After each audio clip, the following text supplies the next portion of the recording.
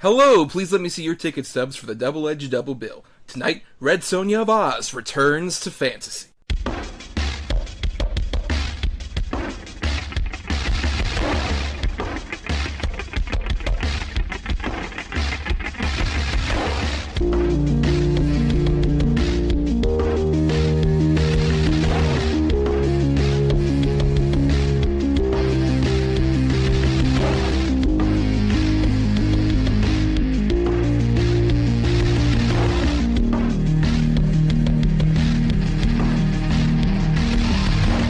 Each week, Adam Thomas and Thomas Mariani will come to the table to discuss the randomly selected yin and yang of a double feature. Then, both will have to pick a number between 1 and 10 in order to seal their fates for the next episode. One will have 2 good movies, the other 2 bad ones. Let the chaos begin. I am Thomas Mariani, and I'm looking for my co-host. I don't know where he is. Adam! Where are you? I am Adam Thomas, but for some reason, in this episode, I'm the same guy, but a different name. So I am Fandom... I don't know. I lost the joke. Was there a joke to find to start with, is the question. I mean, the source material is the joke. For sure, yes. And we have a guest returning today. This is a guest we haven't seen in a long time. You might remember her from way back when we did our musicals episode, way back when we were just hitting double digits of episodes. She has returned here with her pet chicken. It is Miss Caitlin Turner. Caitlin, how are you doing this evening? Well, all I can say is there's no place like double-edged double bill. Oh, we are really home, aren't we? That's the secret all along. It is like Dust Bowl, Kansas.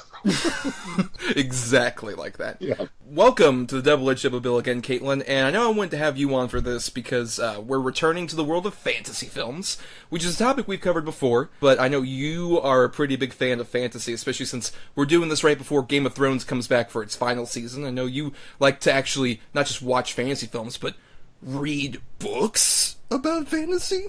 What? I don't know if you could put read as what I do as so much as devour books, as you know. But no, I'm a huge fan of fantasy movies, fantasy books, fantasy games, pretty much that anything that isn't reality. And who could blame you? Especially in this day and age, escape into that fantasy. Who could blame you? But today we are covering 2 films in the world of fantasy. We're interestingly covering 2 films from 1985. The summer of 1985, these 2 movies came out 2.5 weeks away from each other. So there was a point where you could have gone to the theater and seen either our bad pick, Red Sonja, or our good pick, Return to Oz, though that was probably a small window, considering both these movies did not perform very well. Yeah, right, exactly. Like one Sunday. You know what else pretty funny that I noticed, Thomas? One of the actors from our good pick was in our bad choice last episode, and one of the actors from our bad choice was in our good choice last episode. Well, go on. Pray tell. Who? Ernie Reyes Jr. was in Teenage Mutant Ninja Turtles as one of the stunt workers. Mm-hmm. And Nicole Williamson was in Spawn, and he's in Return to Oz as the Doctor. Yep, all the connecting threads are all here for us. But let's go ahead and we're going to discuss our bad feature first. Usually we do a good and a bad feature, but we're going to reverse it this time, and we're going to start with Red Sonja. Her courage was forged out of fire, her destiny to become a glorious new hero. Red Sonja. Only one man on Earth is man enough to win her. I make it a rule never to take a woman unless she can beat me in a fair fight. Arnold Schwarzenegger. Why not? Brigitte Nielsen.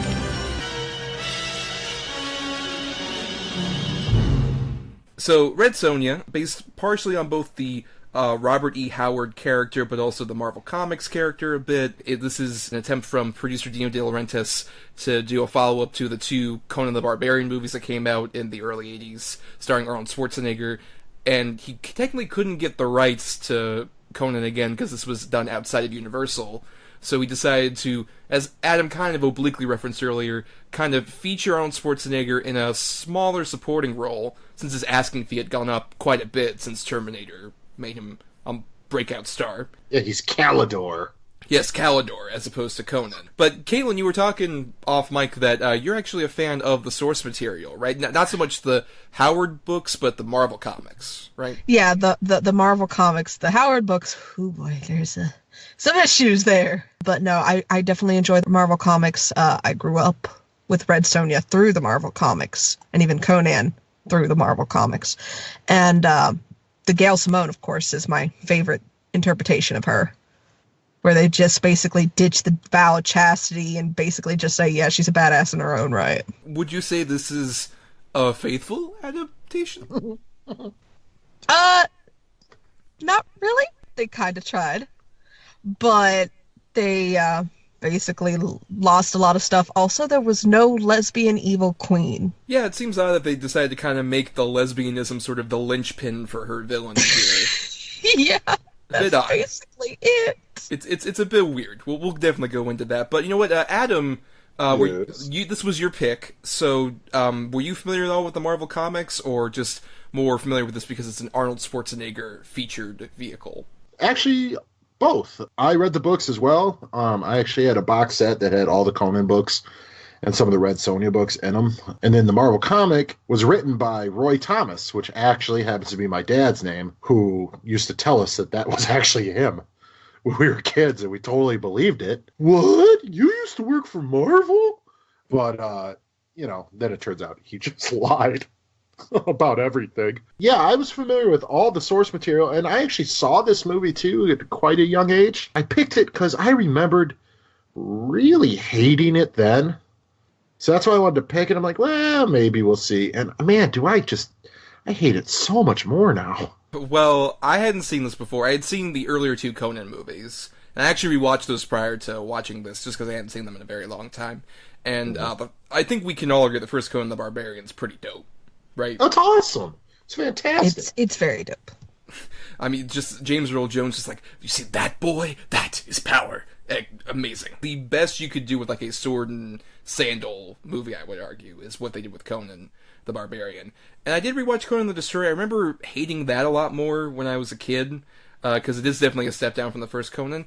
I don't hate it as much now. I think it's definitely a downgrade, but at the same time, I think it has engaging sets and also a few cool monsters in it, and even a few bits of Arnold Schwarzenegger early comedy that are not great, but at least kind of charming in their affableness. This I hadn't seen before, and it's directed by the same guy who directed Conan the Destroyer, Richard Fleischer. And I don't hate this one either, but it's still even more of a step down, because especially the first 45 minutes of this movie are incredibly sterile and kind of boring.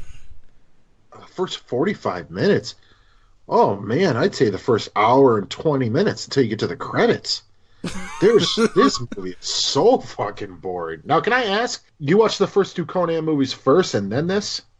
Yeah, it was a sort of a triple feature, yes. Oh, okay, because I was curious if the reason you got the appreciation for the second Conan movie is because you watched this one. A bit. No, that's also a bit, too, because at least that one has some cool elements to it. It's not a good movie, but I can definitely say it isn't as on the cheap as this one is. Because aside from the villain lair, they are mostly shooting in the woods. Mm-hmm. It's definitely clear that Dino just had Arnold on contract, and it's like, hey Arnold, we want to use you. Great, what do I do? How about an awkward kind of sex metaphor sword fight with Bridget Nielsen? What the fuck is that? I don't know. It's pretty bad that 1985 Bridget Nielsen, which, is a worse actor than 1985 Conan. Or, I mean, Arnold. Well, Conan, you can call him. Hey, I will defend her. This is her first ever film. That's she true. Never got into this. She was literally brought in because they said, oh, hey, this model looks like an Amazon. Throw her in here. See, yeah, I don't think she's necessarily terrible as much as, like, I just feel so bad. She feels like a babe lost in the woods. Like, she doesn't know what she's doing. It's so... I just felt like, oh, Brigitte, I want to help you. I want to get you out of these spotlights. You need to train a bit more, and then you can be in stuff like Beverly Hills Cop 2 and other shit where you're a bit better. You're probably right. I'm not going to disagree with you. I didn't think of it instantly as, oh, this is her first performance, because she never really got much better, if any. So it's another Bridget Nielsen performance for me, who I always think has pretty much always been bad, except for maybe like Rocky IV. She just got pigeonholed in a lot of things. They expected her to act a certain way, and they never really taught her otherwise. Do we know she didn't have any kind of acting coach or anything? Yeah, like that's pretty much been said in every one of her interviews for the most part. And like this one, she literally got taken off like a modeling gig pretty much and thrown into a movie. Yeah, especially because like they hired her only like a couple weeks before production started, because they were like building sets and doing all sorts of stuff just a few weeks prior to actually casting her in it. So it was very much felt like a pressure job from what I had heard. And plus, even if she isn't the best actress, I agree, she has a lot more confidence in those other roles. When I think of Brigitte Nielsen, I think of like a strong, tall, confident woman who doesn't really give two shits about what any man has to say. Which is, it's not the best acting range, but at the very least it feels like she can do that decently well. Versus here, she just feels very awkward in a way that feels like, once again, she was just kind of thrown to the front of the camera and told to dance, and she can't quite do it because they didn't give her enough time to prepare. And then she married Sylvester Stallone, and all is right with the world. Well, and had a relationship with Flavor Flav. That wasn't the only thing that was going on. During the filming with this, she was screwing Arnold. I would be screwing Arnold during the filming of this. Did you see it? I would say this is around the time where Arnold looks buff, but still in like a human way. Human way, yeah. Right. This is before the steroids hit. Right, when we get to like around Terminator 2, it's just like, you're just like a statue. I can't fuck a statue. Which is crazy, because the steroid use stopped right around Terminator 2, in all honesty. I mean, if you look at like Pumping Iron Arnold compared to Terminator 2 Arnold, it's like he's half of that size. It went very weird. Yeah, because he got more like gaunt in the face. Man, I've always been an Arnold fan for some reason. Not necessarily Arnold off screen, but on screen I like him. Except for this movie. I don't understand what happens in this movie. Honestly, it was the fact he wasn't supposed to be there for most of this. Well, he was supposed to be Conan. Well, here's the thing. Even with, like, I know you've read the books and stuff, and even the comics, Conan goes by different names when he's traveling. So this, I can just be like, oh, it's fine. Whatever. You're still Conan, you're just going by a different name. But what I mean is, he wasn't even supposed to be there for this long. He was literally supposed to be like a cameo. Right, and they stretched out a lot more. I think what it was he was supposed to be a lot more like in sort of the final set piece of the movie. And then they just had like pickup stuff that they shot while he was still there, and they did sort of like the Beetlejuice trick, where Arnold is probably only in about like 10 minutes of this movie, but they stretch it out enough to where you feel like, oh, he's like a supporting character, even though he's definitely barely in the movie, technically. Oh, for sure. Yeah. Right. No matter what. Well, I mean, he was only supposed to be there for like 1 week of shooting, and then he ended up there for 4. Yeah, I mean, Dino De Laurentiis not kind of likes to snide people a bit, kind of like play loosey-goosey with that contract, for sure. At the same time, there are other people technically in this movie. Like, I will say, I think Ernie Reyes Jr., for example, is annoying, obviously. It's kind of in the short round mold of annoying sidekick character. I will say, once we get toward like the ending of the movie, where he starts actually doing some swordplay and stunt work, this is the kid who would later go on to be actually a really great stuntman. You can see that in him as he actually does like pretty good physical acting, even though he's not a great actor by any means. I mean, there's points where he's doing the flips and the sword work, and, you know, if I didn't know any better, I'd be like, is this like, are they pulling a Lord of the Rings on us? Are they using forced perspective? Is this actually just a normal-sized man? Because, I mean, dude, what a little badass kid, and he grew up to be, God, he's just a master of martial arts. It was fun seeing him. I'll give it that. You know, acting, no, but I liked the idea of his character. So that worked for me. However, his like right-hand man, who was Bluto and Popeye, I'm like, okay, yeah, right. What is this? I don't know, I kind of liked him when he especially actually gets the chance to do some stuff, like when he drops in on the dinner party bit, and he's like, how's the food? And then uses a giant bone to beat people. I thought that was kind of fun. I'll give you that. I think honestly, like, that's the thing, is it's a movie where it is mostly boring, but once we get to that second half, I think there's still some fun stuff that pops up enough to where I don't hate this movie, and more importantly, Arnold has said many times, like, oh, this is the worst film I've ever done. I've threatened my children to watch Red Sonja. No. This is not the worst. This is not the worst he's ever done. I could name at least 10 other bad Arnold Schwarzenegger movies that are worse than this. Yeah, I'd argue Hercules in New York, his first movie, is his worst movie. Or Junior.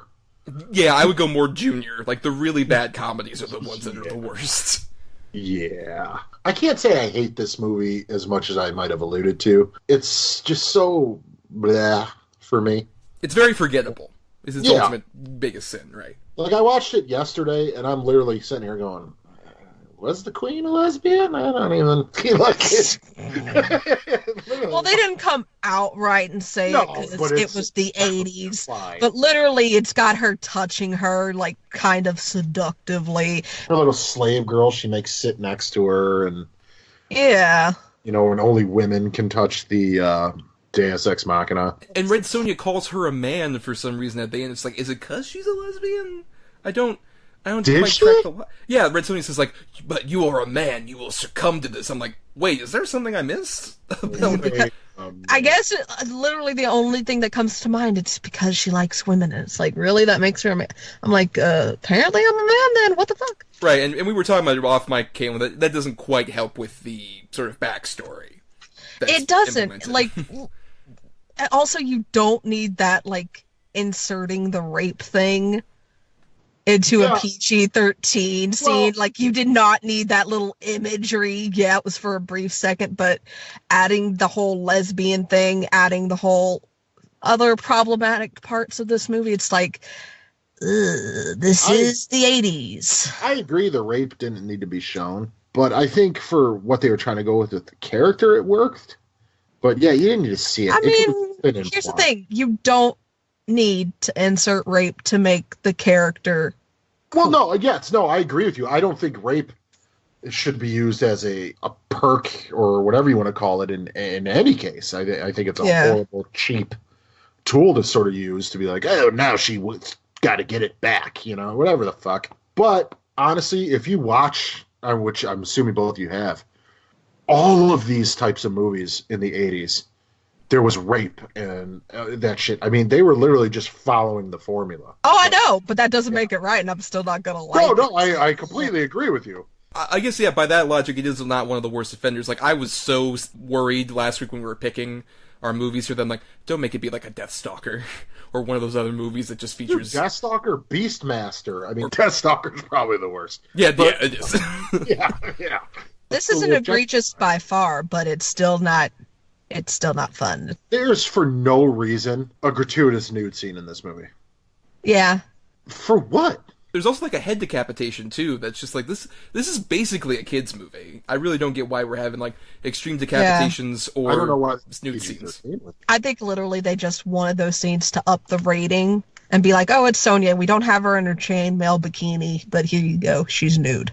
Well, I that might have been the case, but I think it was also, you know, a very early example of like, dads can bring their kids to it, but they put some stuff in there for you, too. It's bullshit. It has some okay sword fighting scenes, and it's not awful. It's just not I'd argue, though, good. That the worst sword fighting scenes ever is in this movie, when it's from Sonja's POV for some reason. When you first see her fighting the guy, like training. Yeah. And it's just a hand sticking in front of the camera with a sword in it. And it's clearly a dude's hand. Yeah. The stunt double for Red Sonja looks at least like 30 pounds heavier, and I think is a man. Mm-hmm. I would not be surprised. Definitely a man. And I think that's why they did not put on the chainmail bikini. I will say there are a couple funny bad moments that are in there.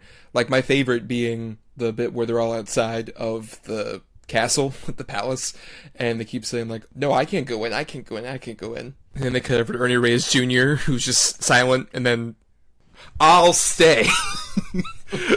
Hilarious. Or also, when Arnold has to use himself as a support beam for the crumbling castle later on, and he has to like put himself up like, let me put up on my shoulders. Well, I mean, he's Arnold, bro. Wouldn't you expect him to do that? I guess. And then, of course, what I referenced earlier, the single shot, on the moment where I really was just, like, feeling so bad for Bridget Nielsen, where she's like, Jared, where are you? So funny. So hilarious. I love the Evil Queen's, like, gaudy Phantom in an opera mask. It was really dope. I mean, this is just such a disaster. It's not the worst movie, but it's so haphazardly and half-ass made. Yeah. Even the set design where it's like, let's throw some skulls up there. Ooh, spooky. And it's like they don't really do anything else with it. It's just like some shitty red room. Like, this is just... I get what they were trying to do, but just such a colossal failure. There have been several attempts to do a remake of this movie. Robert Rodriguez was trying to do one a few years ago with Rose McGowan, and that fell apart. We almost had one with Bryan Singer, and thankfully a lot of things came into play that would not get that movie American distribution. I really wonder why. I know, I'm not sure at all. But Caitlin, could you see maybe them doing a better Red Sonja movie? Honestly, they could easily do a better Red Sonja movie. Get Gail Simone to write the script. She literally reinvented the character, took out a lot of the problematic aspects, and made her a badass in her own right without the help of a goddess. There was no rape, none of that. Who would you cast? I don't know. There's a lot of people. I would say if you could get her to dye her hair, I'd go Gwendolyn Christie. She'd be an older Red Sonja, but I'd love it.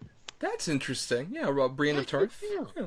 Well, that's... Because, I mean, if you want to talk about Amazon, that is Amazon right there.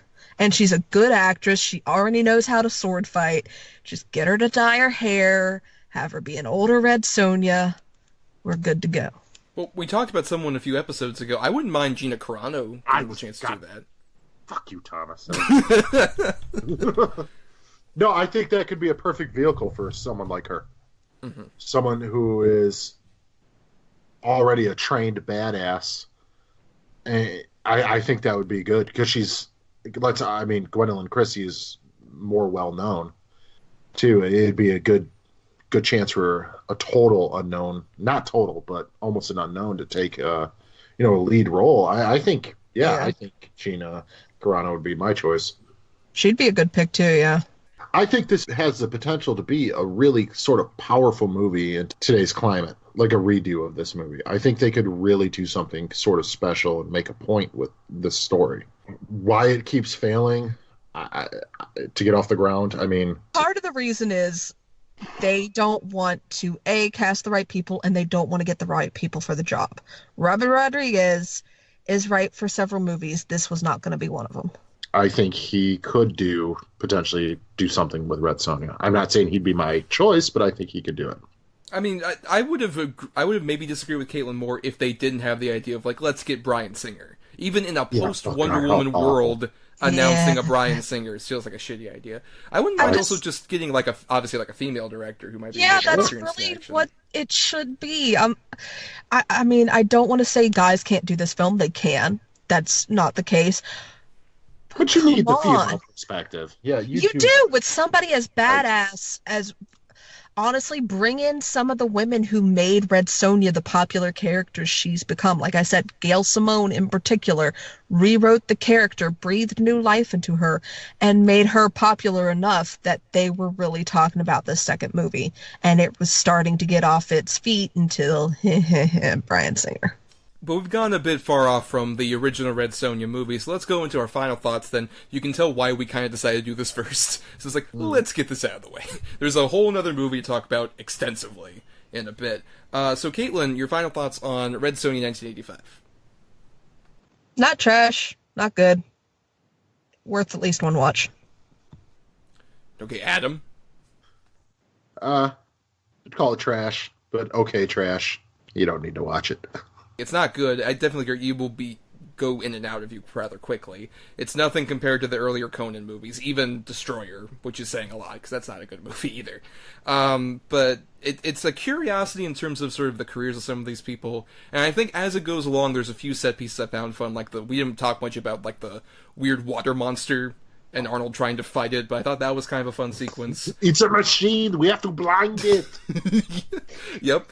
And then some of the stuff, especially I think in that big cast finale, is charmingly bad in certain regards, including, we didn't mention him either, the guy who's the right-hand man of the evil Witch Lord, Ronald Lacey plays him. That's the guy who got his face melted and had, the black overcoat in Raiders of the Lost Ark. And oh my god. You can't tell because he's an albino here I compared can't tell to at all. Right, but he gives good scream face when he's completely crushed to death. He gives a good scream face. There's stuff like that that's like kind of charmingly fun to where I don't hate this one, and it's definitely, as we mentioned, not nearly the worst Arnold Schwarzenegger movie. Arnold needs to reassess some of his especially more recent choices. Fuck Genesis. Oh, yes. Yeah, but he's coming back for another one, so let's see how that one goes. Terminator Dark Fate. Best title. It's going to be terrible. I'm calling it right now.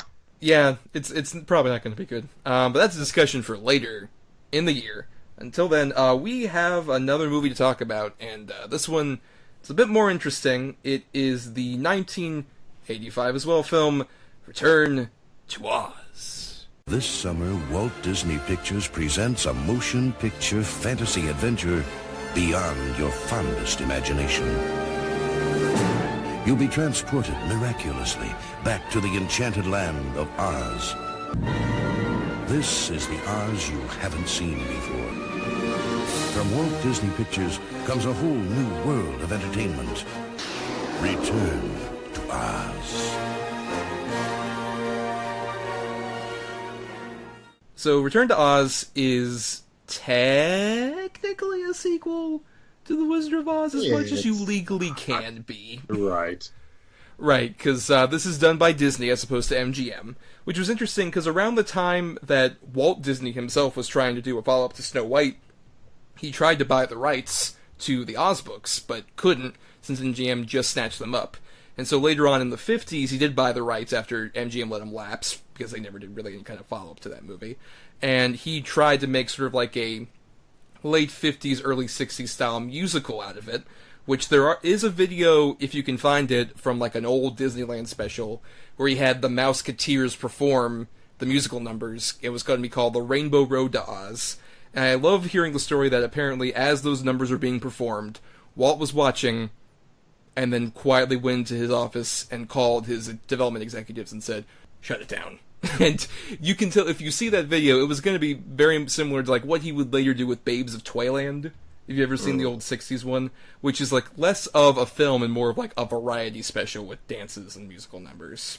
Which isn't what the original Wizard of Oz movie is necessarily. But it also wasn't quite this movie, which after Walt died, the rights still stayed with Disney and they needed to keep them, so they decided to make Return to Oz, and hired Walter Murch to direct. This is his only film that he's directed, but he is an Academy Award-winning editor and sound designer for a few notable productions like all three Godfather movies, Apocalypse Now, The English Patient. Nobody remembers any of those movies. Flash in the Pan. Exactly. Right. Yes.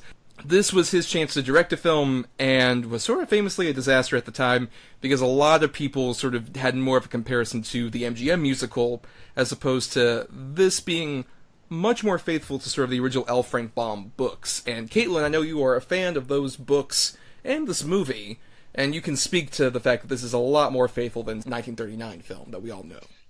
Yeah, this is way more faithful to the books. It's actually basically two of the books combined into one.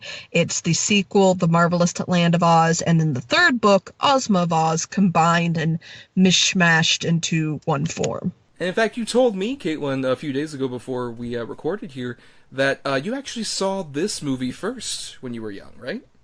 Yep, I saw this one when I was like, for the first time, 4 years old. My dad wanted me to shut up about Lion King, so he's like, "Here, just watch this one, child. I know you'll love it. Just shut up and watch it." And I did love it. Got fucked up in the head by it, but still loved it. And I actually didn't see the 39 one until I was probably 12 or so. So many years later. And you were telling me you were a bit confused by that as well, given you'd seen this. And it's like, how come Dorothy looks like 16 in the first movie versus this one where she looks legitimate like a 9-year-old? Yeah, well, not only that, but even then, by that point, I had read the Oz books. So I was a little confused why they were all singing and certain other choices. And I'm just like, okay, it's a great movie. I like Return to Oz better. For me, Return to Oz is one of my favorite films and probably one of the ones that have had the most influence on me.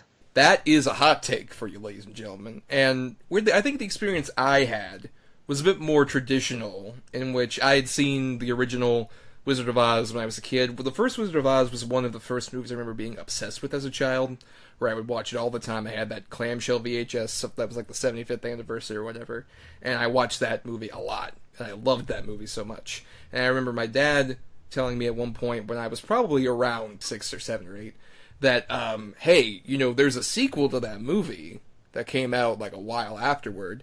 I'm like, oh my god, it's more stories with Dorothy and the lion and the scarecrow and all that. Great, I gotta watch it, because I had been aware of the books. I had read the first book a little bit later, when I was probably about middle school or so. And what's interesting is when you actually go to the source material, it is a lot more dark. There is a lot more sort of like dark elements to Oz as a world and what Dorothy and her friends have to face. And as a kid, this one definitely emphasized a lot of that, because everything starts off and it's like, well, this is sad. What's happening in Kansas with Dorothy and Aunt Em and Uncle Henry, and then things keep going along. It's like, oh wait, like the scarecrow is gone, and all the people are turned to stone, and there's terrifying elements everywhere. This obviously is kind of an infamous movie for a lot of kids being terrified by it, who grew up around like roughly in our overall age group amongst the 3 people here. And in fact, Adam kind of teased at the end of the last episode that he was quite terrified by this as a child. Go into that a bit more, Adam. Well, all right, dude. Okay, first of all, they're going to electroshock a little girl.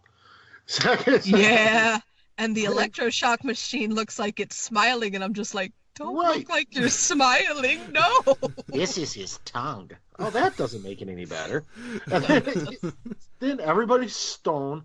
There's a chick who just changes her heads whenever she wants. There's a bunch of decapitated heads. The Wheelers were terrifying as a child. Now, oh my god, are they horribly annoying. That main Wheeler, 5 seconds into him talking, I'm like, okay, please God.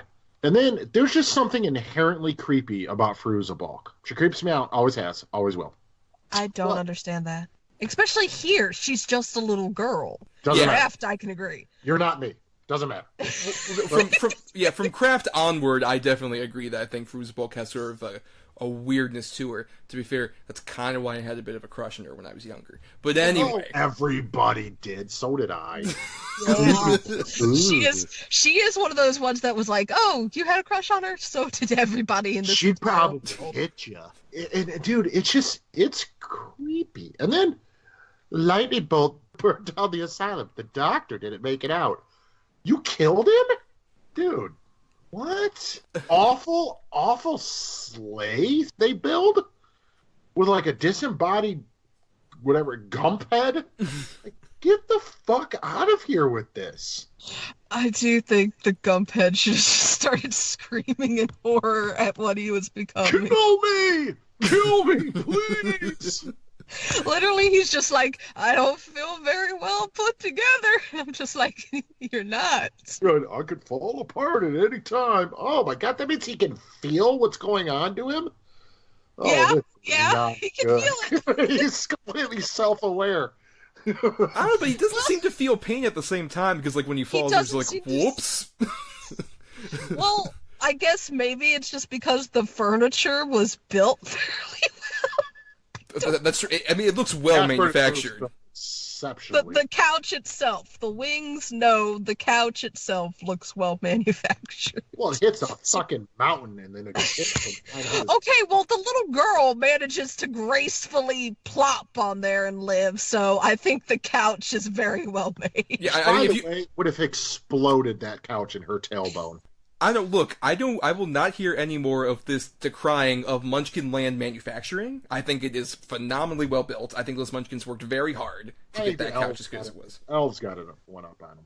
I mean, let's be honest. I will just say I do love kind of seeing the cover for this movie, because it shows the Scarecrow, the Tin Man, the Cowardly Lion, and you're like, oh, they're maybe in this for 5 seconds of the movie. That Scarecrow mask is straight out of a fucking horror movie. That Scarecrow mask is a good job. No, I kind of agree with Adam, but I think it's more terrifying, I think, because they choose to keep the mouth open, and they kind of move it. They don't commit to fully... eyes don't blink. Well, Right, that's true. because There's that too. it's not even that. It's not that they don't choose to move it. It's literally that they basically ran out of funding because this was the time when Disney was in turmoil and they were already having problems. Like at one point, Walt Murch got fired from the film. And literally, like George Lucas and Steven Spielberg and a couple of his other big director friends had to come in and basically say, put him on. Put him back on right now. I'm sure he Which made is enough. insane to me. That this is the movie that all those guys would fight for. Well, I think it's less that they fight for the movie, and it's more fighting for him. And not only that, like I said, I was saying with Scarecrow, they started to run out of funding and budget. So one of the cuts they made was that's why Tin Man, Cowardly Lion, and Scarecrow are only in here for such a brief time because they had to cut them out due to budgets. And the face itself, instead of being changing all the time, they literally just made like 2 or 3 reaction masks. And that's what we see. That's why his face doesn't really change. Apparently, his reaction is to give us nightmares all the time. Yeah, I would argue he is the most terrifying, just because it's like you mentioned, he is just a completely wall-eyed, doesn't really move. No, He's just no, like Mombi. Dorothy. Well, Right. I mean, we'll get into Mombi and all that, but that Don't does, worry, go to sleep. I'll stand here and guard you. My eyes won't blink, though. aside from Scarecrow, I actually really like all the designs for these various different characters. I think this is a masterful special effects showcase here in all varieties, where you've got, Yeah. I would say, like, Jack, I think, is an interesting creation, how they combine sort of the guy in the suit with the very thin armature puppet, or with TikTok, which is really interesting. TikTok is fantastic. Yeah. TikTok is brilliant, and give the person who actually puppeteered him a fucking Oscar, because finding out what he had to do to make TikTok move hurt my body and soul. Literally bending over, hands in the feet, and like walking backwards the whole time. That's just a nightmare. Yeah, Michael Sundin, credit to him. He was literally upside down to make, so his hands are inside of the legs, which is mind-blowing, considering especially how awkwardly he moves, but in a way that works great for like a sort of steampunk kind of robot creature. I agree, I love the design of that. I also really love how even like the Gump, as we're mentioning, I think he has so much expression and life in his face. And a lot of the special effects people worked on this would go on to do a lot of stuff, like particularly the voice of the Gump, and one of the lead people who like designed all the animatronics is Lyle Conway, who the next year would do Little Shop of Horrors, which is the best, I would argue, practical effects movie ever made. Well, not only that, but actually several people in this production went to go work on several beloved films, not just this one. You had Brian Henson, who did Jack Pumpkin. He's the son of Jim Henson. He went to go work on Little Shop of Horrors after this. He also did Labyrinth. Stephen Norrington, who directed Right. Blade, is one of the Wheelers. Yeah. Sheen Barrett also worked in Labyrinth. And Denise Brayer, who did Belina, she was the junk lady from Labyrinth. Right, so you got a lot of really talented practical effects artists Oh, here yeah. that do an incredible job, especially also with, we've mentioned her obliquely, but Mombi, who has like these various heads that she flips between. I love the idea of that character. Obviously, it's terrifying if you're a child. Just literally Mombi's original head screaming, Dorothy Gale! And just all the heads screaming at once. It's like the most terrifying scene Yeah, in the dude. movie. That's fucking nightmare. It was great. Not when you're 4 years old. I watched it when I was 4 years old. I screamed like a little bitch, had nightmares, and still loved it. Well, I screamed like a little bitch, had nightmares, and hated it. So, Well, when I was a kid and I watched this, it's sort of like that terror you have when you're a kid of horror movies, but you're still fascinated to keep watching them at the same time. Like, I was watching this through sort of like my hands covering my eyes, but at least 2 hands were open so I could see out of one eye, basically. Because it's so fascinating, just this world that they build, and how many tremendous, like, sort of sets that they have, and all these different special effects creations.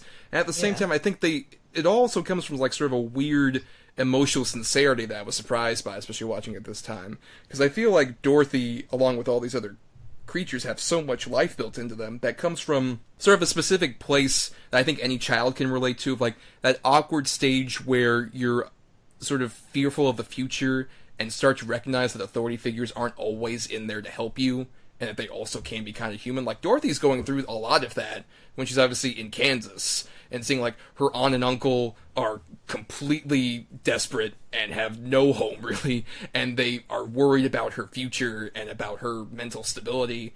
And as things keep going along, I think the other Oz characters do a great job of reflecting sort of her anxieties and her worries about abandonment and desire for responsibility, but a worry about it at the same time. I think that's what works so well, is that there's a real weird, like, sort of emotional sensitivity that I think carries throughout this whole movie, and is even presented through these creatures. And I think there's such a great sort of through line here that I think makes what on its face could be, I think, a very clumsy, awkward movie in terms of its construction feel a lot more sort of emotionally tethered than I would expect it to be. Well, not only that, but I think Farouja Bulk just brings, like you said, such an authenticity to Dorothy. Judy Garland, God bless her, I love her. Her performance was great. Farouja Bulk actually made Dorothy human. Okay. Here comes Adam the Gnome King to rain on our parade. He's stealing our emeralds. No. I mean, that's your opinion, and that's everybody's opinion, and everybody's entitled to their own. I found her terribly wooden and dry in this movie. Not for me, I guess. I could not get behind her at all as Dorothy. I did not find her relatable. I'm a grown man now at this point, but I did not think she gave a good performance at all. I thought she was terrible. Comparing her to Judy Garland is an absolute travesty. They're very different performances. And that one was good. Oh, you're right, Adam. You're so right. I gotta find Toto. I don't care. Well, that's our opinion. That's fine. You can have your opinion, and that's perfectly fine. But honestly, I think Farouja Bulk did a fantastic job. I really felt for her, and I really related to Dorothy in this. Now, can I ask, Thomas, were you the same?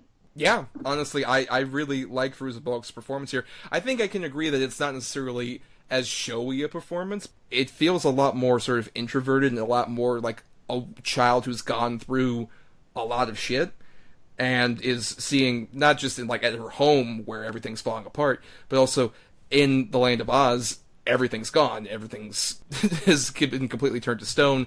She is in a world that she once saw as a safe haven that's completely destroyed, and how that mirrors her own life in Kansas, and how that's completely dismantled as well. I think she displays a lot more sort of wounded bird syndrome almost with the way that she kind of walks around in Oz, but at the same time a sort of desire to keep going just for the sake of her friends. And I think that especially comes through with something we haven't mentioned yet, but I think the Gnome King is one of my favorite villain characters in a children's fantasy movie ever. I think, as played by Nicole Williamson, and also big credit to Will Vinton's stop-motion effects in here are phenomenal. I think absolutely phenomenal. This is some of the best stop-motion effects, yes, that was fantastic. Just the way that they display, like, sort of, especially the gnome sidekick characters and their facial expressions on the rocks, I think are some of the best examples of, like, facial stop-motion animation. And then later on, as the Gnome King sort of goes from being a rock face and slowly becomes more human as each of our heroes are picked off one by one and turned to ornaments, I think they do such a great job of displaying the fact that the Gnome King is totally, like, gaslighting our heroes throughout all of that. Where it's just like, oh, well, hey, you stole all the emeralds. Like, well, they were originally mine. They took them away. But the Scarecrow wasn't the leader when that was happening. Well, I need to get back what was mine. Are you trying to take what was mine away from me? And all this other stuff. I think Nicole Williamson does a great job of playing that, especially when you consider, like, his other version of himself is the evil, shock therapy psychiatrist who is totally trying to speak down and demean Dorothy as a character. Here, also, he's totally doing that in Oz, and even at one point gives her an out. Dorothy, we'll make you forget everything about Oz, and you can go back home to Kansas, and none of this ever has to be spoken of again. You don't have to go out there and risk yourself, because who cares about these people? You just met them. There's no point and going out there. But she decides to go anyway, and I think that shows such an interesting strength of character for Dorothy. Yeah. Who has her been facial reaction during that scene was really good as well. Like, you could see her debating that choice. Because part of her does want to go home, because she's being threatened with being turned into a freaking knick-knack in a pawn shop, basically. Only that, but... A pawn shop or Dust Bowl, Kansas. I'm taking knick-knack every day. I mean, you're not wrong. Adam's turned into a green cup, like, worth it! But I mean, it's also just the fact that she's also wanting to go home to her family. Yeah, her family hasn't been treating her the best, mostly because they don't believe her, but they still love her and she loves them. And it's a scary choice, but she decides she's gonna do the right thing, even if she's freaking terrified. And you can see the debate on her face for a moment. Even with the Gnome King's fabulous shoes sticking out of his, like, robe. Just him with the friggin' ruby slippers is hilarious. But Adam, do you agree with any of that, especially about the Gnome King character? I think he's an interesting character. I think he's well acted. I think the stop motion is fucking really fantastic. And I do like the idea, like you said, like he's gaslighting them and everything. Out of the whole movie, the Gnome King is probably my takeaway as my favorite part of the movie. Yeah, no, I think that's a really, really well fleshed out character. He also gaslights Mombi as well at one point. When things start going wrong, Mombi points out, why didn't you have the power, why didn't you just go ahead and turn them into friggin' knickknacks? And he's like, oh, this is more fun. And then Dorothy gets an answer right. She gets the scarecrow back. And then suddenly it's not, oh, this is more fun. It's, oh, this is your doing. This isn't my fault. It's all you, Mombi. I love how that's done, especially in that one shot, how he keeps even going, like, progressing very quickly back to, like, stop motion. I think it's another great example of, like, the excellent effects work there. And then when he becomes, like, the giant mountain monster Gnome King, that's the image I remember being most terrified of. Oh, that was terrifying. Yep, because it's just like, he's a giant fucking kaiju monster who's about to eat Jack. Funnily enough, and he turns into a skull. I'm like, holy fucking shit. Mm-hmm. Funnily enough, I started carrying around eggs for a few weeks just in case. You know, you gotta use it sometime. My 3-year-old and my wife both sat and watched this with me and were transfixed by it.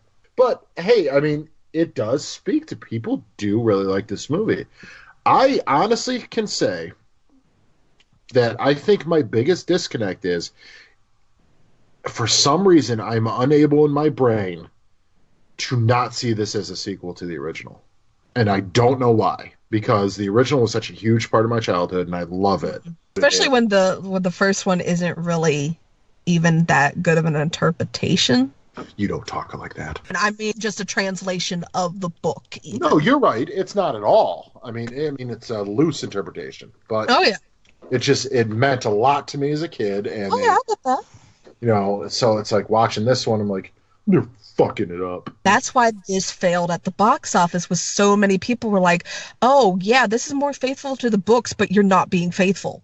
Right, that was the sentiment a lot around the time, was just like, oh, how could you bastardize what Oz was? Which, to be fair, even when you watch the Wizard of Oz movie, there is still, like, stuff that people always talk about how terrified they were as kids, of, like, Wicked Witch, flying monkeys. The flying monkeys dismember the Scarecrow. Oh, they ripped the shit. Yeah. Yep. I love how they actually touched on the Tin Man's OG origin here. Literally, he just started hacking pieces of himself off until he was entirely made of tin, and they never touched that in the original. And it's like, no, they're very clear here. He hacked himself to pieces.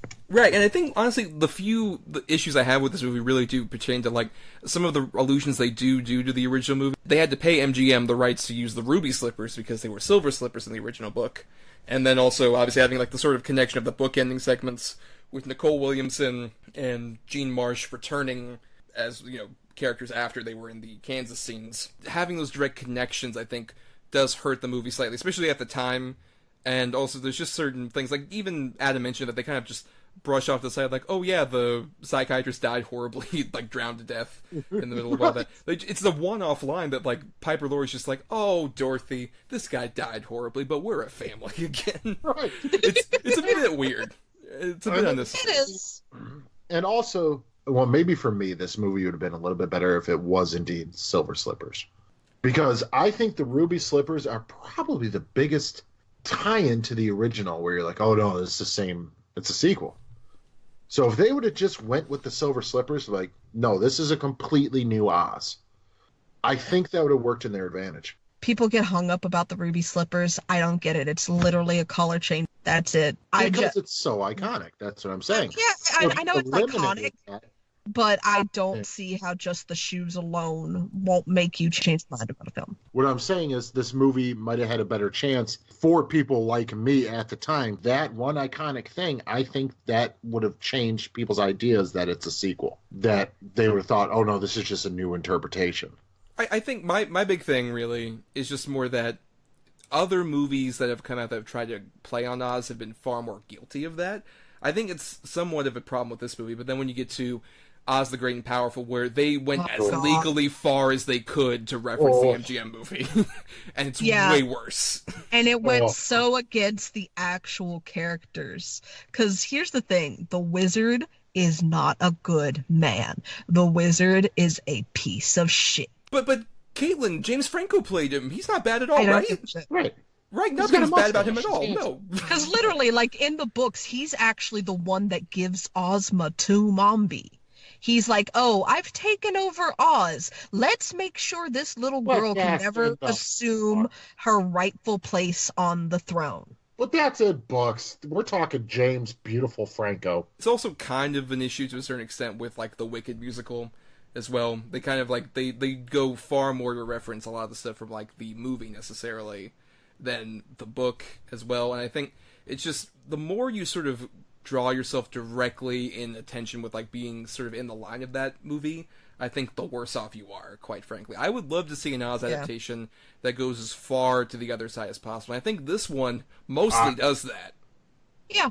Do you remember the miniseries from like Tin Man? I don't know. Yeah. Yeah. That one was great. That one was great. Far off as they could. And yet actually still more faithful than most. Yeah, I think it worked.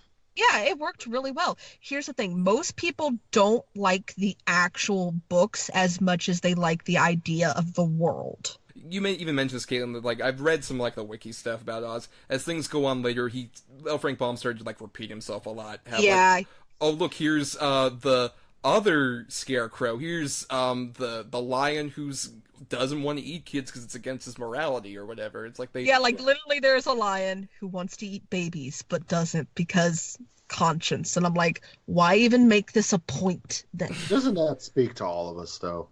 We always try and fight to eat babies. You know, that's a good point, Adam. We all fight that. But yeah, there's always some kind of like scarecrow or a kind of like doll figure or some tin character, all those. It starts to repeat itself, and even with the girls, it starts to repeat itself. Like you've got Ozma, she's the ruler, but she is a lot like Dorothy in a way.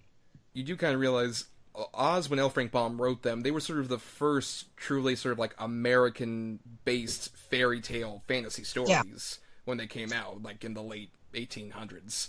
They were, because all other things were like influenced by, you know, Germanic or British or any number of other like European fairy tales. This was like the first American one, Right, because you have like a Tin Woodsman, you have a scarecrow, even a lion. Like those feel more like sort of American-based ideas of like what a fantastical world could be.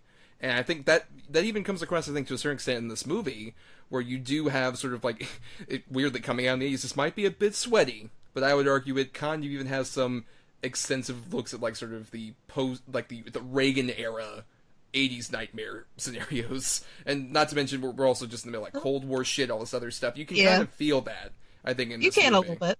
Like a bit of that zeitgeisty stuff influences here in terms of, especially like I said, Oz is a complete nightmare wasteland post-apocalypse. Part of the reason Oz was this way in this movie is, like I said before, it was literally a combination of two books. You had The Marvelous Land of Oz and Ozma of Oz. Marvelous Land of Oz has the actual Mombi, who's just kind of a regular witch, who's turned Ozma into a boy named Tip, and is basically hiding him so they can't become queen. because this is a part human, part fairy child who could take over Oz and rightfully rule the land. And then you've got Ozma of Oz, which funnily enough is called Ozma of Oz, but this one's more Ozma's story. It's weird. And it's actually about the land of Eve, which is a neighboring kingdom of Oz that isn't anywhere near as powerful or as magical. And that's where you get Princess Lagwadir, who's the one that switches heads. And literally, Princess Mommy is a mishmash of the witch and the Princess Lagwadir. And the reason it's kind of post-apocalyptic is because it's more based on the land of Eve than the actual land of Oz. Right, but you would agree this sort of like streamlines a lot of sort of like the weirdness of those plots and actually makes them into a cohesive story. It really does. This is probably one of the best ways you could make a book into a movie that's a little bit different while still remaining faithful to the source material at heart. Right, yeah, and I think the biggest thing that sort of carries over that I really like about it, not just like obviously the books that we're talking about, but even with the movies, these characters, when you really look at the face of it, have such tragic, interesting backstories, but they sort of have this weird kind of gumption to keep going on. Not to specifically point out the Gump, but more about some of these, like, I love Jack Bumpkinhead is such a, I think, very endearingly naive, tragic character, where it's just like, oh, hey, I'm basically a newborn and I've been stuck up here and broken apart and I'm waiting for my mom. Are you my mom? Can you be my mom? That's so fucking sad. But at the same time, he just wants to help out, even though he is kind of a novice, kind of awkward. And I think that bounces off really well off like TikTok, who's a lot more sort of like, they're like Clockwork Precision type, and then the Gump who's like, I'm here to have fun. I'm alive now, I guess. Or Belina, who's just like, Lord, this mess. But it's still better than Kansas. Let's go. It does a great job, like, having all these characters in a group play off of each other. That's always what I loved about, especially the original Wizard of Oz movie, is I love that group dynamic of those characters interacting together. They all have distinctive personalities, and they bounce off each other so well. Yeah, because there's even a scene where, like, they have to interact without Dorothy when they're trying to build the Gump, and TikTok's mind has gone. Because literally with TikTok, you've got to wind him up. You've got to wind up his thinking, you've got to wind up his action, and you've got to wind up his speech.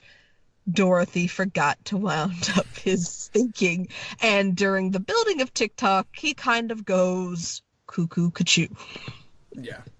And just Belina and Jack bouncing off of each other, because Jack's just obeying TikTok, and TikTok said, tie up Jack, and tie Jack's feet together, and Jack's like, tie my feet together, and he's like, what? Right, which is something you're definitely missing from a lot of the later Oz adaptations, just don't quite have that. Yeah, they don't have that feeling of camaraderie. No, it becomes so much where you focus so much more on, like, Elphaba in Wicked, which I love Wicked, but I think they just focus so way too much on her character and her interaction with Glinda, and not so much on, like, the side periphery characters have moments, but there isn't really, like, a group coming together kind of dynamic, or especially Oz is so guilty of that, The Great and Powerful, where it's just like... I hate that movie. Where it's so much just like, so it's the James Franco, like, smiling like a stoner in your face, and all the Witches of Oz are instantly transfixed by him and completely battle against each other just over this dude who I don't really get much of a sense of. And then you got like, hey, look, I'm Zach Braff the monkey, and I'm the China Girl in the background, barely as characters. Yeah, the China Girl in particular was a very much wasted character, because she's fun in the books. So I guess we can go into our final thoughts then. Caitlin, your final thoughts on Return to Oz. My final thoughts is this is a movie that honestly should be seen. Effects are great, acting's great, the voice acting's great, the score is phenomenal. One of my favorite scores. Yeah, David Shire's score, incredible. Yeah, absolutely incredible. Really great. And just, it's such a fun film. Yeah, it will fuck you up if you're a kid, which is fine and fun. And if you could just, like, put away the fact that it's not the wonderful Wizard of Oz, I think you can find a great film to enjoy here, and personally one of my favorites of all time. Adam? Well, I felt shots fired at the end there. But no, this is just not for me, man. I don't know if it is the fact that I compare it, or it's the fact that I don't know, man. maybe I still got the childhood trauma attached to me because this movie did scare the shit out of me. But I don't know. Like I said, it's not for me, but I did sit there with my wife and my child, and they both thoroughly enjoyed watching it. It's not for me. Was your kid scared by it at all? Let's put it this way. She didn't say she was scared until we asked if she was scared. So I don't think so. Once we put the thought into her head, then she's like, yeah, I'm scared. But I don't think so. But then again, she's 3.5. She has no idea what decapitation is. A couple times she did get emotional. Like, well, right off the bat, where they're taking Dorothy to the insane asylum, and Toto's chasing. She's like, no, stay here. There was an audible, oh no! You know, that type of thing. So I got torn up at that one too. Even now, it's just like, oh no, Toto wants to follow her, and she wants Toto, but she can't, and it sucks. And I love later on they ask her, like, oh, you can go back to Toto. Oh yeah, I forgot about Toto. Like, you went on a whole adventure with Toto, and you fucking forgot about him. A huge adventure, nonetheless. But, you know, for me, it's interesting because I, like you, Adam, grew up loving that original Wonderful Wizard of Oz movie. I think it's a, you know, an American classic, great example of, like, why I love musicals, why I love sort of, like, ensemble comedy, why I am sort of entranced by the idea of, especially of, like, this kind of fantasy that doesn't talk down to kids. It has a kid's story with, like, a lot of charm, a lot of whimsy to it, but also when things get dark and serious in The Wonderful Wizard of Oz, it is really sincere. Like, there's that point where the Wicked Witch is like, hey, at the end, when this hourglass runs out, I'm gonna kill you. Basically. They don't outright say that. But that's what's implied, and I think that's...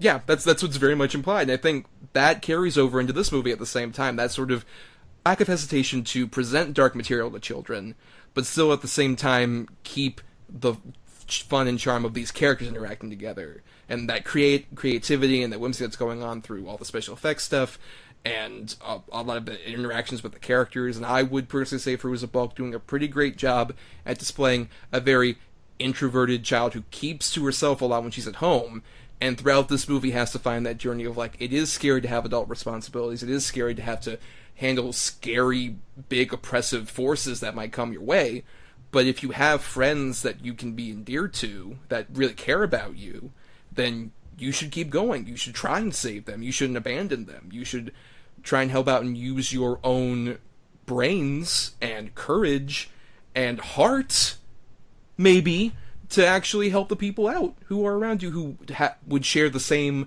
responsibility and affection for you at the same time. And I think Return to Oz carries it over wonderfully, and I would wish more adaptations would take from this, of especially the Oz books.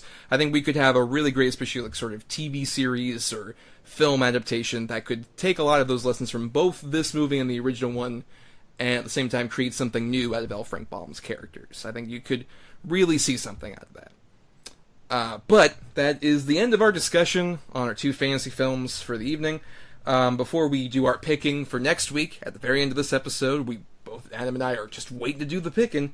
We want to go ahead and read some feedback. Every single week on Mondays, we ask you at DEDBpod on Twitter and Facebook about, hey, what are your favorite and least favorite examples of this particular topic that we're doing? And so, first up, we got some friends of the show who have been on previously. We have Scott Crawford, who says, I just watched a ton of fantasy films a few months back.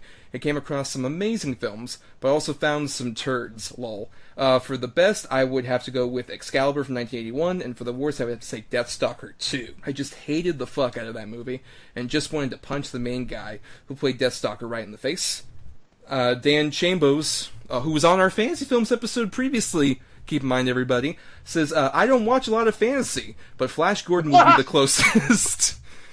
Oh, Dan. Oh, Dan, on our previous fantasy episode, I don't watch fantasy. Crystal Chambers says, Legend was really good. Bill Gabriel says, any of the Sinbad or Greek mythology stuff from Ray Harryhausen.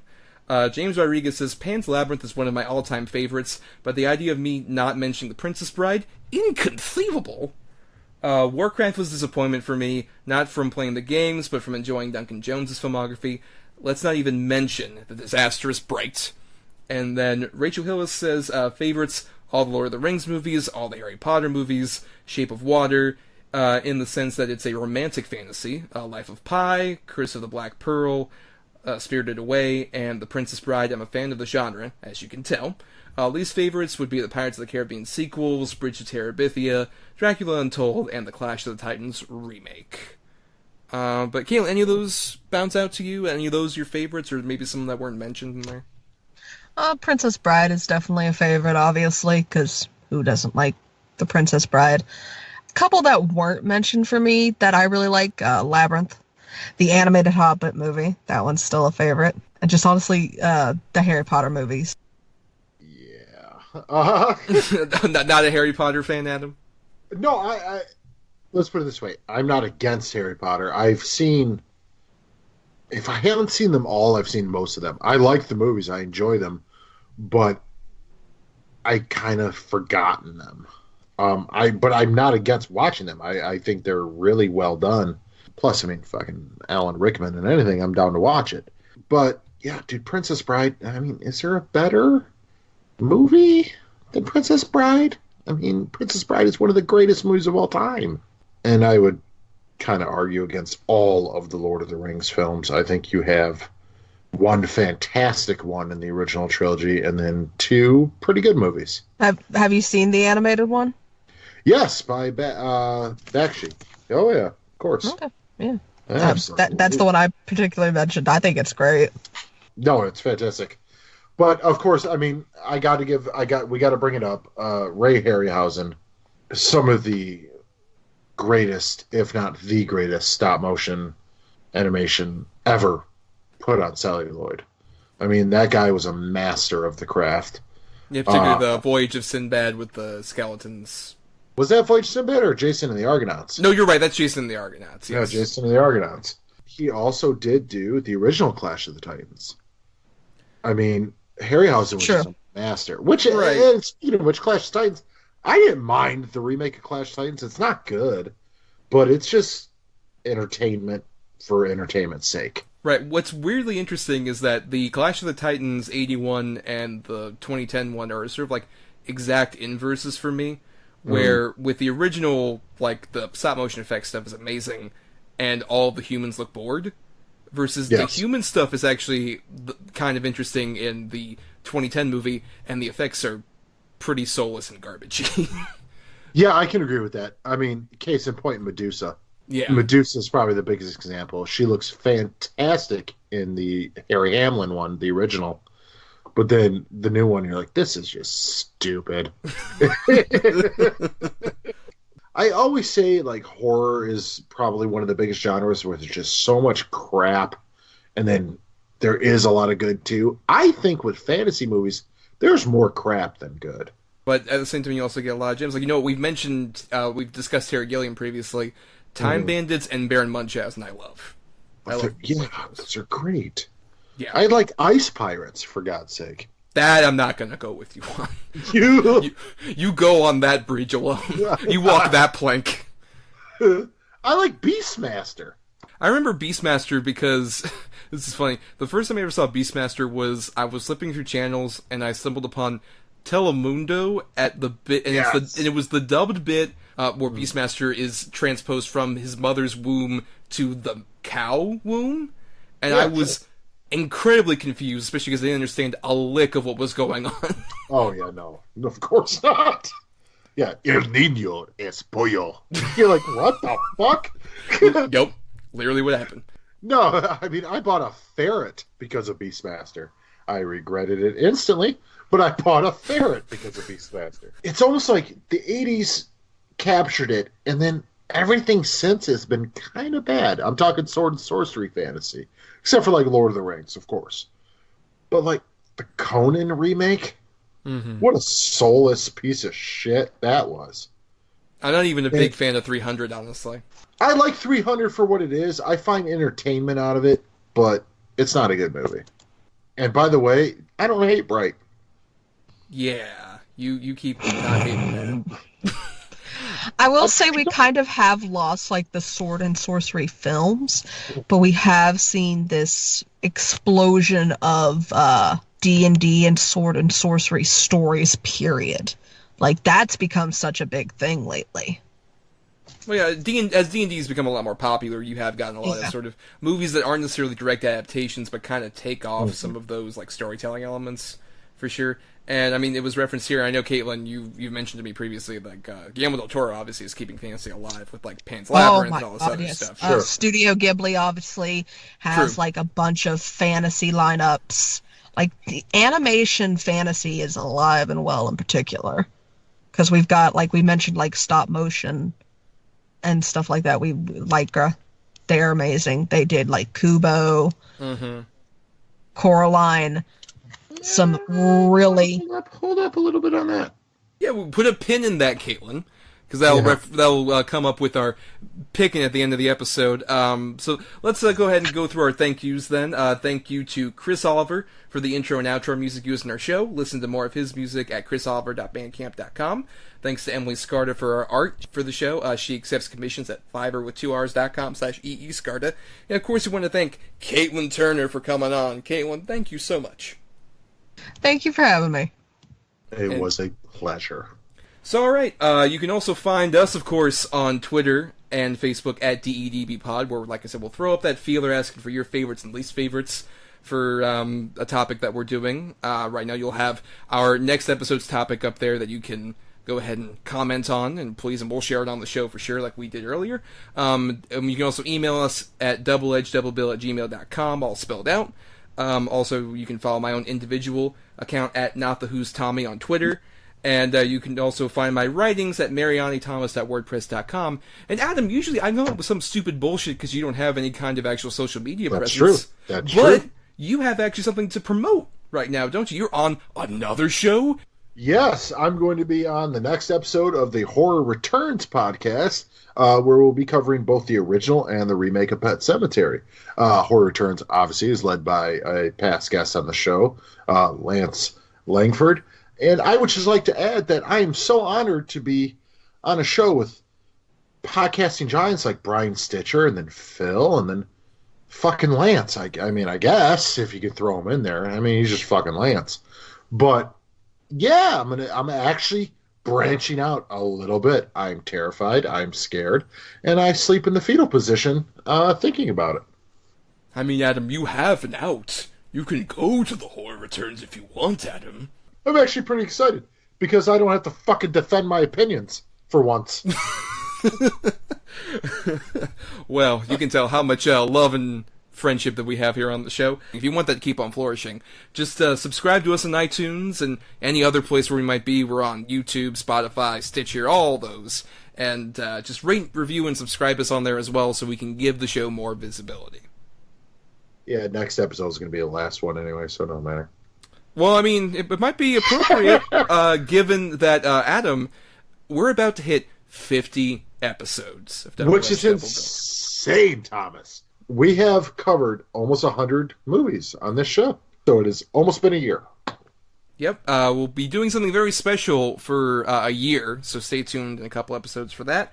But now, for our 50th episode, we're going to do something in honor of, we were mentioning stop motion earlier, Caitlin, with your unintentional segue, because you mentioned Laika. We're doing this in honor of Missing Link is going to be coming out. Actually, this week we're posting this particular episode, but we'll be doing it the Monday after. It's fine. But I'm very excited for that. I love Laika and what they do. Oh, everything they've done. Yep. They do a really great job. Interestingly, I found out the guy who created Laika, Travis Knight, who also directed Bumblebee, his dad is the guy who created Nike. So that's why, even though Laika might have movies that don't do very well, they'll never really be able to stop making movies. I mean, I don't know, dude. Does Nike have that much money? Of course they do. This fucking guy. But you know what? Good for him. Listen, I will buy Nike shoes just to support Laika. Absolutely. That's what I'm saying. Dress me head to toe in Nike, like, fucking tracksuits. If it means I get more Kubo. Right, of course. But now we have to do our picking where, for those of you who might be new, at the end of every episode, we each have 2 good and 2 bad movies, depending on whichever quality. Adam has the 2 good movies, which I don't know his 2 choices, and I have 2 bad movies that Adam's not quite sure of. And keep in mind, for this, we did open up to, at least if it's a movie that has one major stop-motion element, it could be eligible. Like, for example, Return to Oz would have been eligible for this, definitely. Yeah, I didn't go that route. I didn't puss out. Well, because plenty of really great stop-motion movies. Right, exactly. It's very hard to pick bad ones, so I felt for you on this one. Right. But I've got 2, and you've got 2, and we've each just assigned the number between 1 and 10 for both those. And now, usually we would each pick a number between 1 and 10 in order to see which good and bad movie we get at random. But when we have a guest like Caitlin here, Caitlin gets to do that herself. So, Caitlin, number between 1 and 10 for Adam's good movies. 3. At number 2, I have the fantastic Mr. Fox. Oh, great. I'm so happy. I know, it's such a good movie. I'm so happy I could just cuss. Oh, cuss. At number 8, I have Mad Monster Party. Oh, wow, that's a great choice. That's an underrated one. Oh, thanks, buddy. Oh. Yeah, the only Rankin Bass feature film presented in actual theaters, yeah. But now, Caitlin, my 2 bad choices. Oh, I feel bad about this, but we're gonna go 7. Okay. So at number 7, I have a film with one major stop-motion character that's mostly live action, but it is directed by someone known for his stop-motion. I have 2001 Henry Selick's Monkey Bone. No. I'm so sorry. Oh, my God. I have to watch a Chris Tan and Brendan Fraser vehicle? You son of a bitch. This is the second Brendan Fraser fucking led movie we've covered on the show. Oh, no. Oh, no. Well, I think I have an aneurysm. Well, to be fair, at on the opposite spectrum, at number 10, I had one that I've heard is arguably even worse than Monkey Bone. It is a fully stop-motion animated movie, but I've heard it's quite crassly garbage. Hell and Back from 2015. Oh, thank God. Okay, Yeah. Yep, Monkey Bone, I'll take it. Yep, I've seen Hell and Back. Thank God. Yeah, no, I can honestly safely assure that Monkey Bone is the better of those 2 movies. Oh. Fantastic Mr. Fox and Monkey Bone? What the fuck? All right. This will definitely be an interesting double feature then. But thank you, Caitlin, for coming on and doing that picking for us. And 24 frames per second. We moved her incrementally to do that, folks. Yeah, it took a long time. Yep. Took at least 2 fair- days to animate. To be fair, it's faster than I usually move. Indeed. And on that note, we are going to escape to our own Land of Oz for now and come back next time. But until then, farewell, everybody. Long live the Tooch!